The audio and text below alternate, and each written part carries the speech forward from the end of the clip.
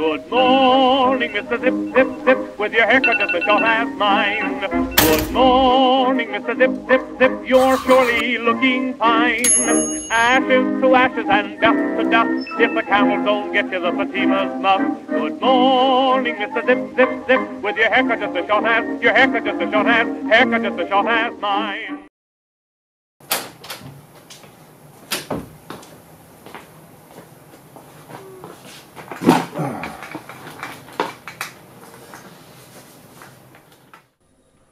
All right. Good morning, class. Welcome to day one of movie making. Yep. I'm so glad you could be here. Unfortunately, we're not in the same place this quarter because of the virus, and you know I need to talk to you guys about that. So, you know, every quarter we make a movie out of the class. That's the whole thing, right? Over 13 weeks, we make a short film. I just don't know how to do that, given that we can't be in the same place at the same time. So I guess what I'm saying is we're not going to do a movie this quarter. What? I'm sorry. But, I don't. It's too big of a hurdle to overcome. I'm sorry. We just, you know, we have to try something else. So what are we going to do? Yeah, what are we going to do instead? I don't know. How about we do a research project? Are you kidding me? No, it'll be good. You'll learn something. An essay? Well, like a video essay is what you're saying. There you go. We could do. I had a quitter. Kim's not a quitter. Walter's not a quitter. I'm not a quitter. We're not quitters. Okay. I mean, we're not gonna Let's just get to what are we doing for homework. Okay, Pippa.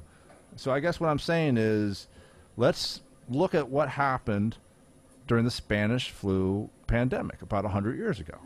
They went through a lot of the same things. I'm not saying we're going to quit, Olive. We're just going to adapt and roll with the punches. No, you know? So I want you guys to go through the archives, find some stories from the Spanish flu pandemic, and we can see if they have learned things 100 years ago that apply today. And let's see if we can make a little documentary. So like Ken Burns. That'd be nice. Okay. Yeah, that'll work. All right. We're not quitting. We got to do what we can do. We're adapting. We're adapting. Thank you. Yeah, adapt.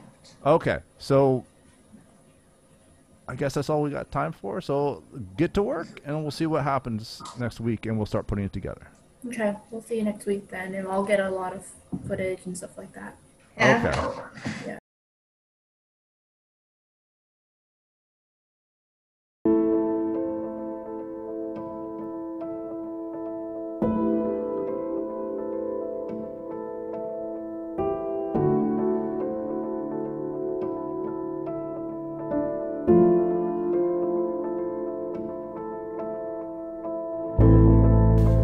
Philippa Foote was born on October 3, 1902. Her mother, Esther, was daughter of the U.S. President Grover Cleveland, and she was surrounded by politics from a very young age, which inspired her career.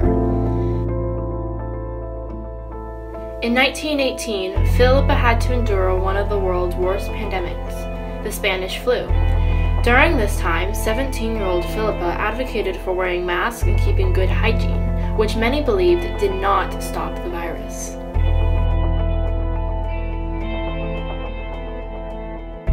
Foote began to question the dominant view in moral philosophy and that moral judgments say nothing about the actual world, but are merely expressions of emotions.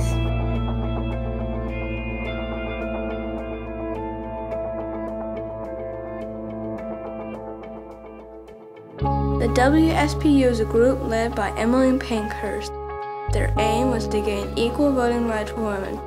Emmeline gave speeches encouraging women to take action in order to achieve this goal. The WSPU at the time became known as a radical party, which means they used extreme methods in order to get their message heard. Because these methods were sometimes violent, WSPU members became the first women labeled suffragists. Members were known to smash windows, damage public property, and even start fires. This got many women into trouble with the police, and some even got sentenced to time in prison. where they were treated very badly. When the stories of bad treatment reached the newspapers, this actually helped to increase support for the suffragette movement. The 1918 influenza pandemic killed an estimated 50 to 100 million people worldwide, including some 675,000 Americans in just 15 months. But Woodrow Wilson's White House largely ignored the global health crisis, focusing instead on the Great War enveloping Europe and offering no leadership or guidance of any kind. Wilson wanted the focus to remain on the war effort. Anything negative was viewed as hurting morale. Wilson himself contracted the disease shortly after arriving in Paris in April 1919 for peace talks aimed at determining the direction of a post-World War I Europe. But the nation was never told the full, true story. The diagnosis arrived at a decidedly inopportune moment. The president was suddenly taken violently sick with the influenza at a time when the whole of civilization seemed to be in the balance. One thing was certain: he was never the same after this spell of sickness. Wilson's bout of influenza weakened him physically at the most crucial point of negotiations. The president had originally argued that the Allies should go easy on Germany to facilitate the success of his pet project, the League of Nations. Days after coming down with the flu, an exhausted Wilson conceded to the other world leaders' demands, setting the stage for a settlement so harsh and onerous to Germans that it became a provocative cause of revived German nationalism, and eventually a rallying cause of Adolf Hitler.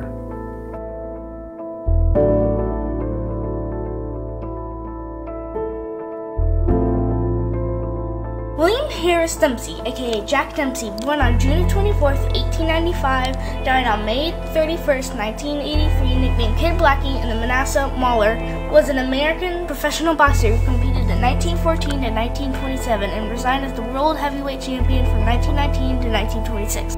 A cultural icon in the 1920s. Dempsey's aggressive fighting style and exceptional punching power made him one of the most popular boxers in history. Many of his fights set financial and attendance records, including the first $1 Million Gate. He pioneered live broadcast of sporting events in general, and boxing matches in particular.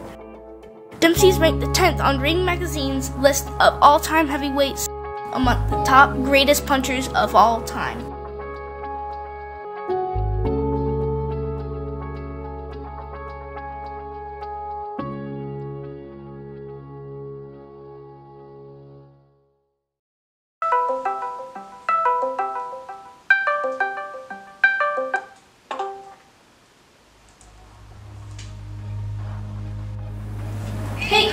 Hey, how are you? I'm good. What have you been working on for the assignment? I've been working on a character named Jack Dempsey. He was a boxer since 1914 and 1927 during the pandemic. Cool. I've been working on a philosopher named Phil the Foot. Oh, cool. This may be a weird question, but have you seen anything weird happening? Strange things lately? Yeah, sort of. Last night I was actually studying. I was up late and I swore I saw her behind me. I know that sounds really weird, but I thought she was standing right behind me.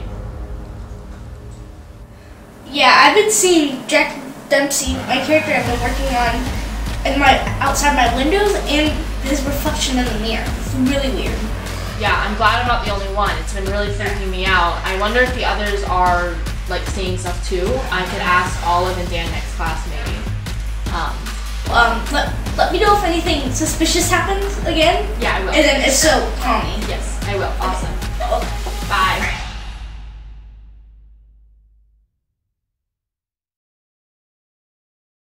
Okay, guys. Welcome to the last day. We should have our projects done about the 1918 pandemic, the influenza. So I guess at this point, I just need to ask you, what have we learned? Do we know how to cope with a pandemic now?